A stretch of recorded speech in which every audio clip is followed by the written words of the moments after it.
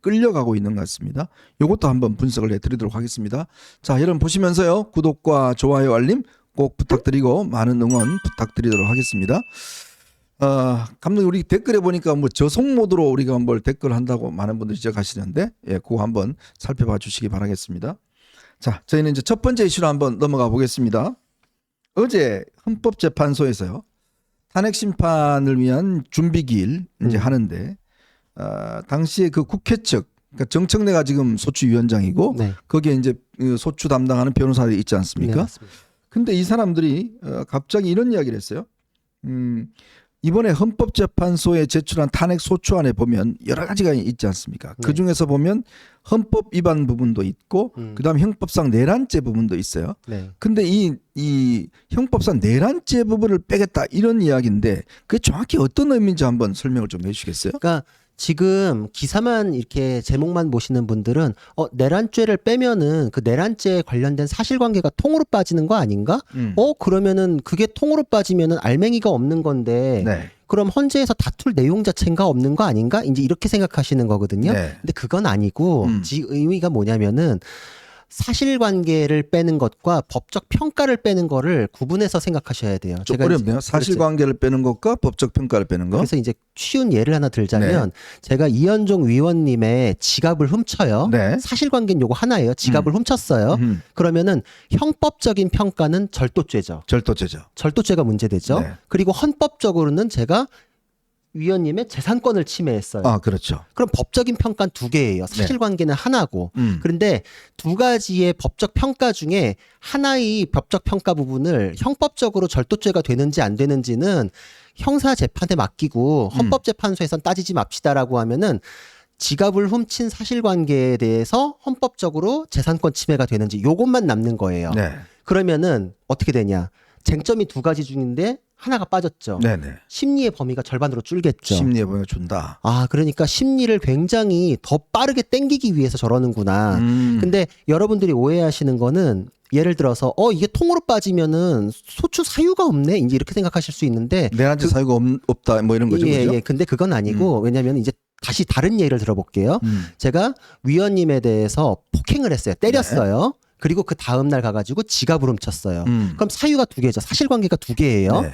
하나의 사실관계는 폭행에 대한 거, 또 하나의 사실관계는 절도에 대한 거. 네. 근데 이 두 가지의 잘못을 했다라고 하면은 여러분들 되게 잘못했네라고 해가지고 소추합시다라고 투표를 했는데 갑자기 헌법재판소에 가가지고 폭행 부분은 뺍시다라고 하면 사실관계가 통으로 빠지잖아요. 통으로 빠지죠. 그러면 이거는 의결에서 되게 나쁜 듯이 표결을 붙여놓고서 네. 심판 대상은 빼버리면 이건 문제가 있다. 재표결하자 이런 내용이 나올 수 있어요. 네. 근데 지금 여기 우리 사안에서 다루는 거는 아까 처음의 사례처럼 사실관계가 하나인데 그거에 대한 법적 평가가 두 개인 거를 법적 평가 부분만 뺐자는 거기 때문에 사실관계는 남아있거든요. 사실관계가 남아있을 때는 재표결하자라고까지 연결되기는 어려워요. 그리고 이게 선례가 있어요. 예전에 박근혜 대통령에 대한 탄핵 소추에서 권성동 의원이 당시 법사위원장으로 소추위원이었잖아요. 그렇죠. 그때도 헌법 위반 그리고 형법 위반 두 가지 하나의 사실관계에 대해서 두 가지 법적 측면이 있는데 형법 위반에 대해서는 형사 재판으로 맡겨두고 헌법 위반 부분만 다룹시다라고 해가지고 그게 인정이 됐어요. 네. 그러니까 이번에 빼자는 거는 이 정청래 법사위원장 이쪽에서 연구를 했을 거예요. 어떻게 하면은 최대한 땡길 수 있을까? 네. 권성동 의원이 했던 선례가 있네. 그거를 참고해서 형법 위반 부분은 법적 평가 부분이니까 빼더라도 재표결은 필요 없고 심리는 굉장히 땡길 수 있겠구나라고 아마 그거를 나름 리서치를 한 걸로 보여요. 그렇기 때문에 이거는 어떻게 되냐면 형법 위반에 대해서는 형사재판이 병행해서 진행될 거잖아요. 그렇죠. 그럼 헌재법 51조에 의해서 관련 형사사건이 진행될 때는 그 사건의 결과를 보기 위해서 재판을 중지할 수 있다. 그렇죠. 지금 누구 손준성 같이. 그렇죠. 네. 손준성 검사에 대해서도 그 조항이 적용됐었거든요. 그래서 헌법재판소의 사건이 중지될 수 있는 사유가 만들어질 수 있었는데 형법 위반의 쟁점을 빼버리면은 그거는 심리 대상이 아니기 때문에 형사재판의 결과를 기다리자는 논리가 서질 않아요. 그러면 중단할 수 있는 사유를 없애버린 거예요. 그러면 이게 지금 그러니까 권성동 당시 의원이 소추위원장일 때 그때 박근혜 대통령 사건에서 이제 국회를 통과한 거는 9가지 사유였습니다. 네. 근데 그게 이제 권성동 당시 소추위원장이 4개로 줄여버렸어요. 그러면서 이제 이걸 단순화해버리고 좀 빨리 해버린 측면이 있잖아요. 있죠. 이번 같은 경우는 예를 들어서 만약에 이번에 소추가 된 지금 내란죄 부분에 대한 헌법적 문제, 형법에 관한 문제, 이거를 만약에 형법에 관한 문제를 없애게 되면 어떤 효과가 있어요? 아까 우리 그 조금에서 이야기했듯이 헌재법 51조 적용, 예를 들어서 이제 형사재판을 결론을 보고서 헌법재판하자. 요게 이제 안 된다는 겁니고. 그리고 그다음에 또 뭐가 효과가 있죠? 심리에서 실질적으로 실무적으로는 형사적인 문제가 같이 결론이 돼 있잖아요. 네네. 그러면은 이게 죄가 되는지 안 되는지를 형사 재판의 결론을 끝까지 기다려가지고 지켜보든지 네. 아까 51조 아니면 그거에 필요한 내용을 여기서도 증인으로 불러가지고 헌법재판소에서 증인 신문을 해야 되거든요. 네네네. 근데 헌법 위반에 필요 없는 증인들을 대폭 제거해가지고 줄일 수 있게 되죠. 증인을 많이 줄일 수 있다. 증인을 줄이는 거는 어떤 의미가 있냐면은 우리 심리할 때 예를 들어서 증거가 제출되고 서류가 제출되잖아요. 네. 그거는 재판 끝나고 재판관들이 자기 책상에서도 얼마든지 계속 검토를 해요. 시간을 잡아먹는 건 증인 신문이거든요. 박근혜 그 대통령 때는 13번인가 아마 그때 했던 것 같아요. 그렇죠. 네. 근데 여기에서는 군 장성, 경찰, 뭐 관련된 국무위원들 이런 네. 사람들이 다 그 상황마다 증인들이잖아요. 네. 부르려 그러면은 박근혜 대통령 때보다 더 부를 수 있는 상황이었는데 그렇죠. 그리고 심지어 박근혜 대통령은 본인이 헌재에 대해서는 직접 출석하거나 이러지 안 않았잖아요. 갔죠. 근데 윤 대통령은 지금 적극 다투겠다 그랬잖아요. 네네. 그러면서 본인이 신청을 할 경우에는 증인이 그거보다 많아질 이제 가능성이 있었거든요. 근데 형법 위반 부분은 심리 대상 자체가 아니니까 거기에 쟁점이 맞닿아 있는 증인들은 제거합시다. 헌법 위반 부분에 대해서는 심리 범위를 줄였으니까 거기에 필요한 증인만 부릅시다라고 하면 증인을 굉장히 줄이게 되는 효과가 발생하죠. 누가 줄어들게 될까요? 군인이나 이제 네. 이런 분들에 대해서는 네. 그 형사 지금 기소가 돼 있잖아요. 네, 그렇죠. 그러면 이제 형사 기록만 갖고 오지 그 사람 증인 부를 필요가 없게 되겠죠. 아, 기록만 가져온다. 그렇죠. 이미 기소된 사람들은 아니 뭐 증거가 조사가 됐잖냐 기록만 갖고 와라. 네. 증인으로 부를 필요 없다. 음. 어떤 지령을 내렸는지 뭐 이런 거에 대해서 윤 대통령이 통화한 애 있잖아요. 뭐 이런 거 있잖아요. 네. 그 사람들이 진술한 게 있잖아요. 그럼 서류만 갖고 와라. 그러면 이제 그거는 심리 진행에 기일 잡을 필요가 없게 되고 국무위원 중에서도 뭐 어쩌면 한두 명 뭐 요 정도. 그러면은 대통령이 그 당시에 국무회의를 제대로 했습니까? 네. 의결 제대로 했습니까? 그 헌법 절차에 맞게끔. 그렇죠. 헌법 절차에 맞는지 틀린지 그것만 봅시다. 그럼 국무위원 한 명 정도만 오면 되잖아요. 아. 그럼 엄청 줄어요. 자, 근데 그러면 이게 지금 국민의힘에서 제기하고 있듯이 왜 그러면 우리가 이 헌법 국회 본회의에서 의결했던 내용 그대로 하지 않고 왜 그걸 자의적으로 바꾸느냐?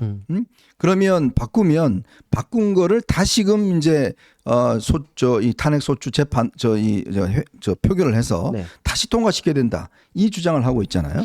근데 이제 아까 이야기했지만 그게 이제 권성동 사례가 이제 하나의 발목을 잡는 거 아니에요? 있죠. 그거죠. 이게 그 때문에 이제 그때도 그랬다라고 하면은 이게 사실은 참 권성동 이 사례 때문에 할 수가 없는데 그러면 원론적으로 보면 탄핵 소추를 할 때는 그런 사람들은 그 소추안을 보고서 일단 표결하는 거 아닙니까? 맞습니다. 근데 실제로 재판에 가서는 이거 좀 저거 하니까 이걸 좀 빼자 이렇게 되면 그게 자율권에 해당되나요? 아니면 안 되는 건가요? 이게 소추 의결서를 작성하잖아요. 소추 의결서 변경에 대해서는 재의결이 필요한지 아닌지에 대한 규정이 없어요. 규정이 없죠. 규정이 없죠. 그렇기 때문에 해석에 맡겨져 있었는데 그 해석이 권성동 의원에 의해서 그 전에 나와버린 거예요.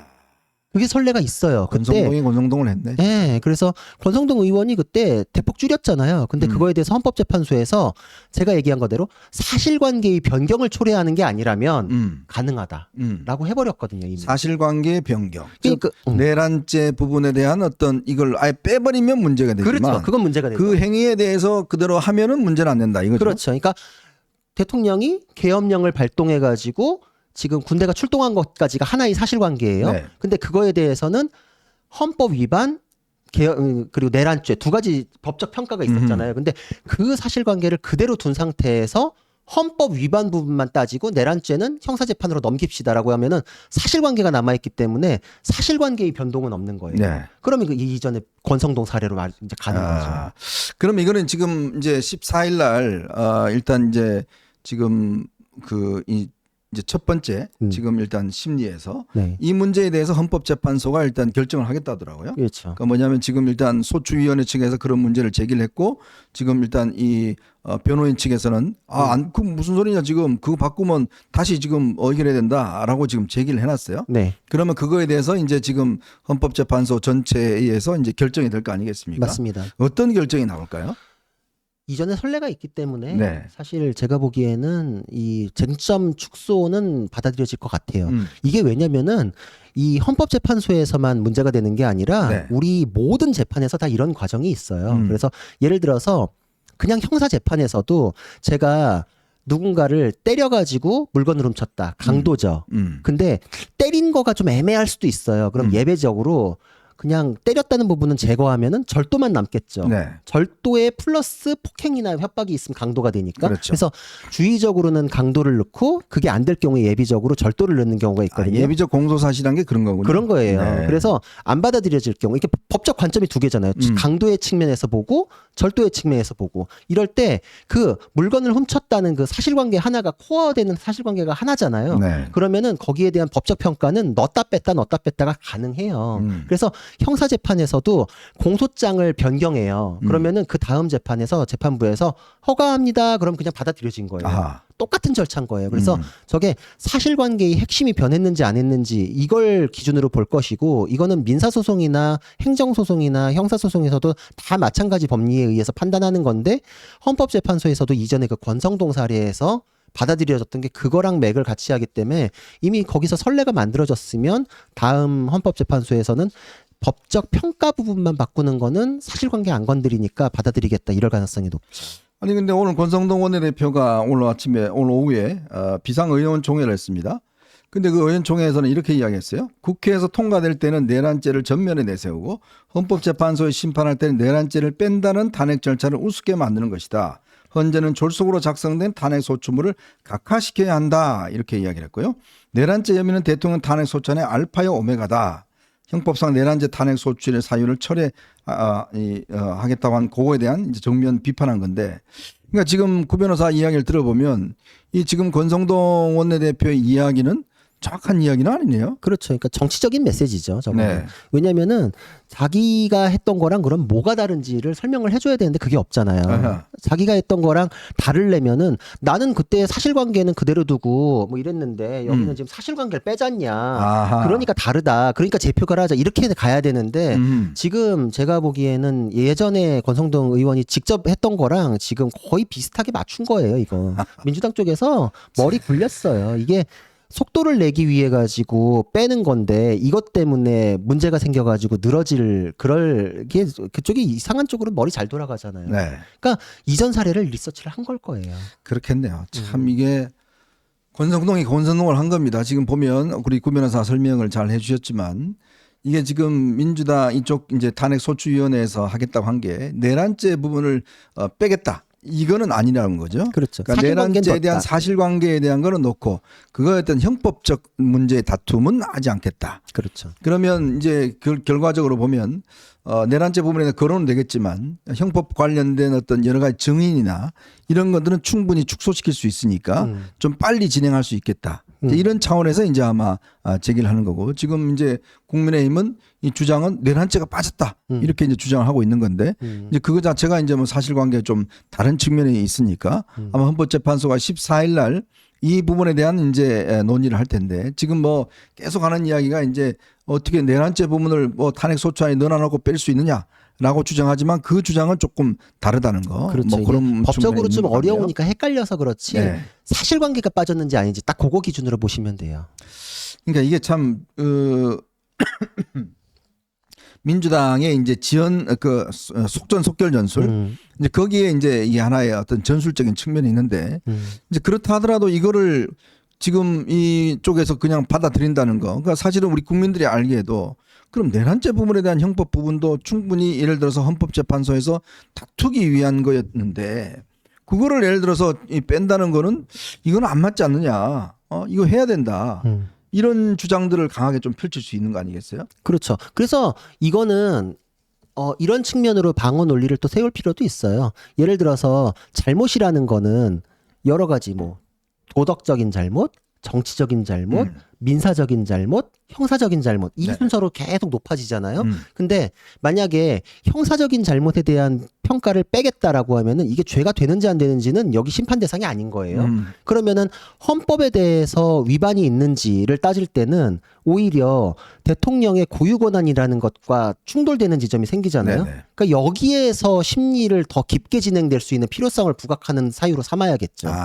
대통령의 이제 비상대권. 그렇죠. 네, 이 부분에 대한 이제 필요성. 그러면 이제 헌법적으로 맞냐 틀리냐 이제 이쪽에 대한 쟁점이 더 깊어질 수 있죠. 네. 자, 그런데 이제 지금 대통령 관련돼서 지금 김용현 전 국방부 장관 관련된 지금 이제 이 기소장들이 이제 공개가 됐습니다. 공개된 걸 보면 당시에 이제 국무회의 때 상황이 좀 더 이제 자세하게 들어가 있는 것 같아요. 당시에 국무회의를 심의를 했는데 9시 33분까지 한덕수 총리를 비롯한 국무위원들 소집을 해라. 그때 이제 통보를 했다는 거예요. 빨리 들어오라라고 지시를 했다는 건데 당시에 그래서 이 국무회의에서 많은 국무위원들이 특히 조태열 외교부 장관 또 최상목 경제부총리가 이 비상계엄 선포하면 경제가 너무 어려워진다. 대외 신인도 하락이 우려된다. 외교적 영향뿐만 아니라 70년 동안 대한민국이 쌓은 성취를 모두 무너뜨린다. 아주 강하게 비판을 했다고 그럽니다. 그런데 대통령이 이렇게 이야기를 했대요. 이 상태로 놔두면 나라가 거덜나고 경제든 외교든 아무것도 안 된다. 국무위원회 여기 앞에 보면 종북 좌파들을 이 상태로 놔두면 나라가 거덜나고 경제든 외교든 아무것도 안 된다. 국무위원회 상황 인식과 대통령의 상황 인식은 다르다. 돌이킬 수가 없다. 비상계엄 선포 그러면서 이제 비상계엄을 선포하라고 갔다는 거예요. 자, 대통령이 이야기한 이 종북 좌파들을 이 상태로 놔두면 나라가 거덜나고 경제가 외교든 뭐 안 된다. 그러니까 이 문제의식은 저도 동의를 합니다. 네. 그죠? 네. 우리가 종북 좌파 세력들이 꽤 우리 사회에 많이 포진돼 있고 활동하고 있다는 거 그거는 뭐 여러분이나 저희들이나 거듭 공동하는 부분이에요. 근데 이 종북 좌파 세력을 그러면 이 척결하는 방법이 그러면 비상계엄으로 어떤 방법으로 척결한다는 거예요? 그렇죠. 저는 그게 잘 그럼 예를 들어서 지금 야당 전체를 종북 좌파 세력으로 규정을 해서 그 사람들 그다음 민노총 간부들 종북 좌파 세력이야. 다 잡아들여. 이렇게 해서 종북 좌파 세력을 척결할 수 있는 건가요? 그렇다면 이거야말로 대통령이나 법조인들이 그렇게 이야기했던 그러니까 무죄 추정의 원칙이라든지 형사재판을 받을 권리라든지 이런 것들을 그게 아니라 야, 너 종북 좌파야. 일로 와봐. 너 종북 좌파지. 뭐 그다음에 뭐 이런 걸로 해서 그냥 이들을 없애겠다는 이런 발상 아니에요.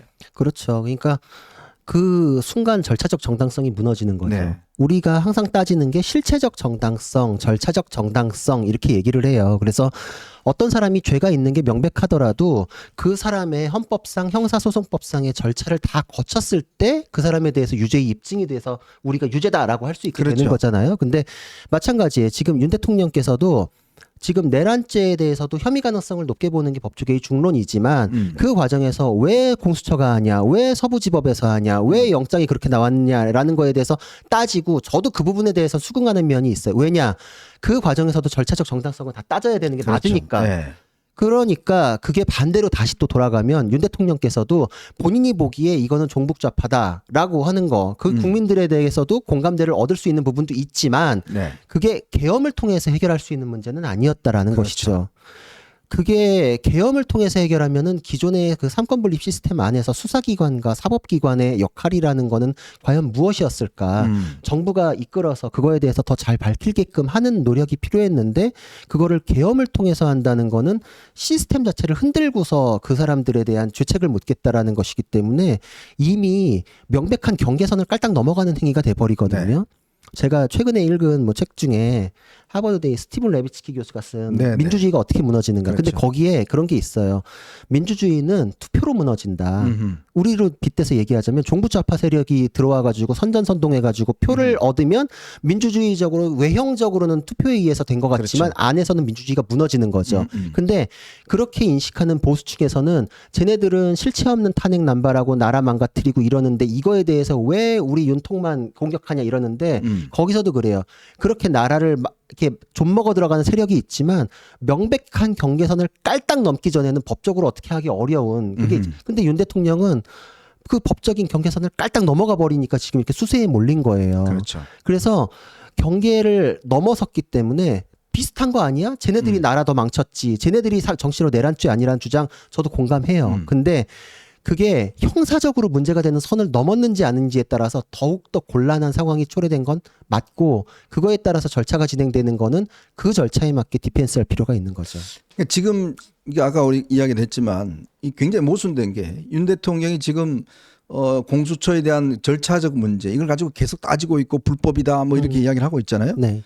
반대로 그러면 그럼 계엄을 해서 그런 사람들 다 잡아들여서 다 재판에 군사 재판해서 유죄 때리면 그건 절차에 맞는 건가요? 그러니까 예를 들어서 종북 좌파라고 이야기하는 게 증명하기가 참 어렵습니다. 우리 간첩 하나 잡기도요. 네. 국가정보원에서 간첩 하나 잡으려면 한 10년 정도 걸린다고 그래요. 꾸준히 그 활동을 워치하고 통신력 정보 그래도 사실 유죄받기가 굉장히 어렵습니다. 그렇지만 우리 사회가 지금 그거에 대해서 국정원에 지금 간첩 수사권이 없지 않습니까? 네. 이게 결국 문재인 정부 때 그렇게 한 거 아니에요. 맞습니다. 근데 그걸 왜 했을까요? 어떻게 했을까요? 결국 다수 의석을 가지고 있으니까 통과가 된 거예요. 그러면 우리의 최대 목표는 뭡니까? 아까 제가 말씀드렸잖아요. 다수 의석을 확보하는 거예요. 그 위험성과 그 사실에 대해서 국민들에게 계속 우리가 호소하고 이야기를 하면서 자, 이러니 여러분 제발 우리의 다수 의석을 몰아주셔야 됩니다.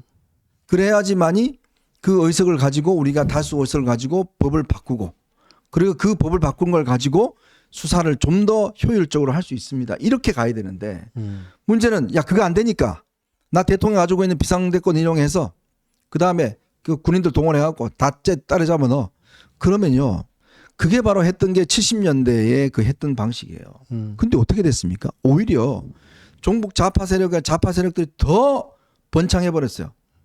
그러니까 이게 서서히 그들이 성장할 수 있는 환경을 만들어줘야 되는데 인위적으로 예를 들어서 그들을 잘라버리면 더 독버섯처럼 확 퍼지는 그 효과가 나거든요. 그러니까 저는 참 이해할 수 없는 게 대통령이 이렇게 절차를 많이 따지시는 분이 왜 그런 문제에 대해서는 하나도 절차를 따지지 않고 그냥 밀어버리라고 했을까? 저는 그래서 너무 답답한 게 최근에 그 앞에 모여있는 시민들과 극우 유튜버들에게 메시지를 보내잖아요. 네.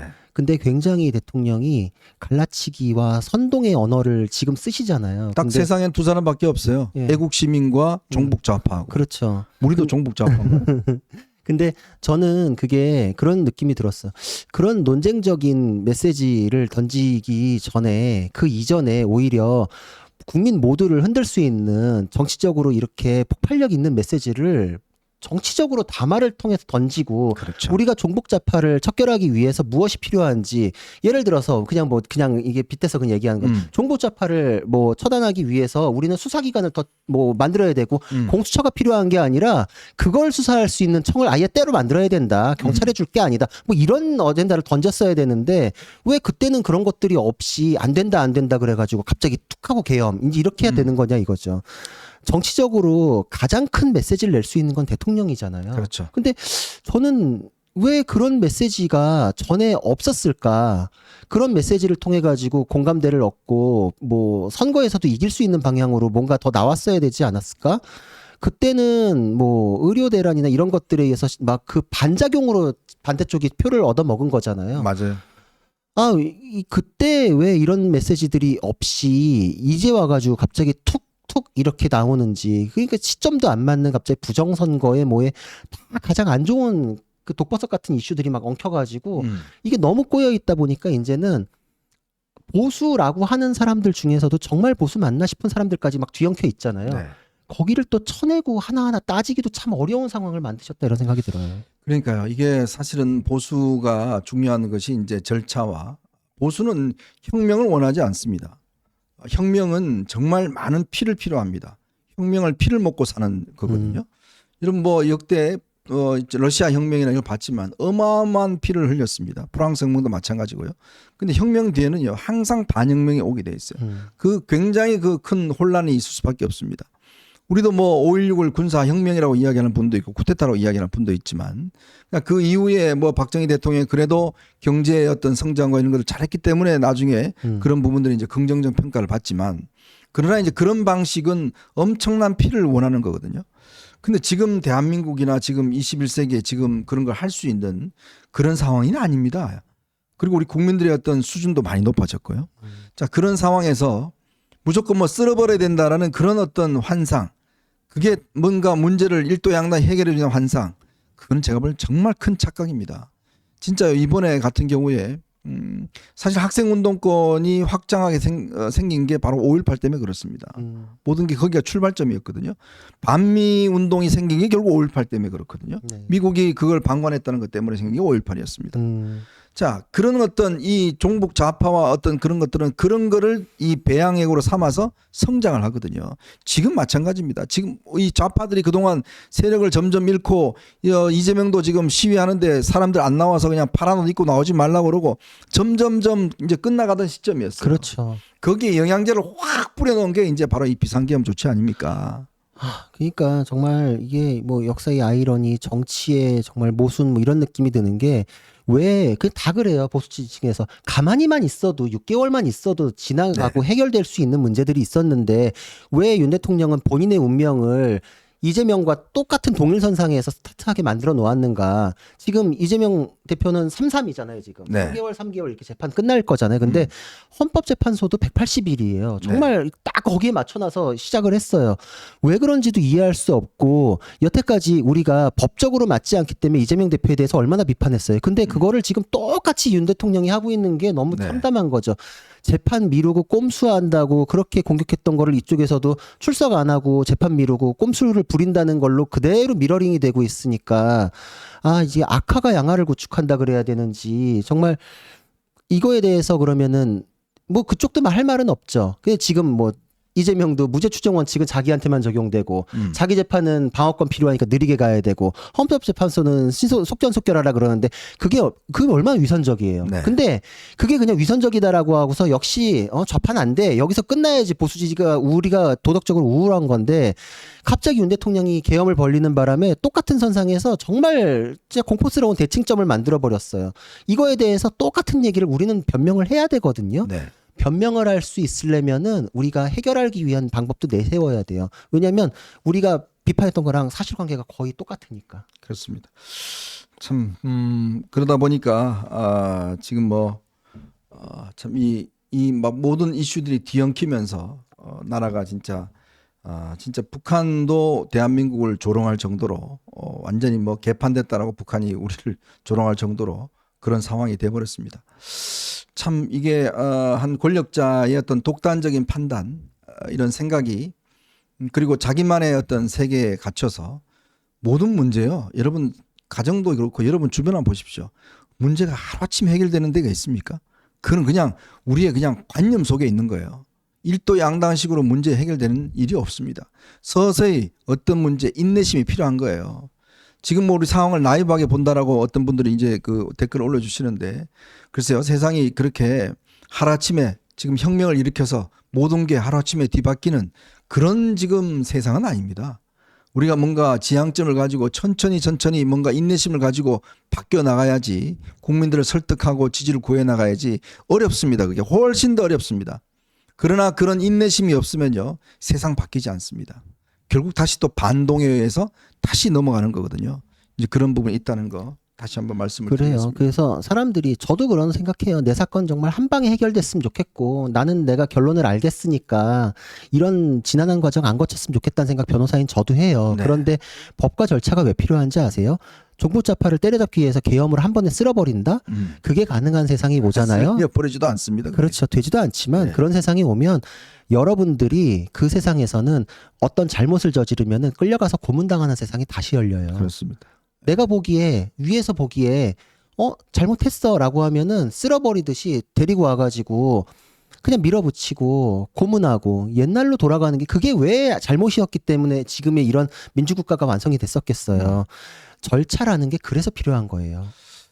진짜 이제 꺼내지 말아야 될 진짜 이 집권자라서는 정말 비상계엄이라는 거는요 아마 여러분들 그 헌법 조항을 보시면 알겠지만 진짜 북한이 쳐들어온다든지 대한민국이 정말 위태로울 때 그때 뭔가 어떤 비상적 상황을 하기 위해서 쓸 수 있는 카드로 마지막 남겨놓은 보검입니다. 근데 그 보검을 그게 아니라 그냥 국내 이 정치인들 얘들 죽이느라고 쓰는 것 때문에 지금 모든 문제가 비롯된 거 아니겠습니까? 그래서 지금 탄핵 심판도 이루어지는 것이고요. 참 그런 면에서 참 너무 안타깝다는 생각이 듭니다. 자, 저희는 이제 두 번째 이슈로 한번 넘어가 보겠습니다. 여러분 보시면서요, 구독과 좋아요, 알림 꼭 부탁드리도록 하겠습니다.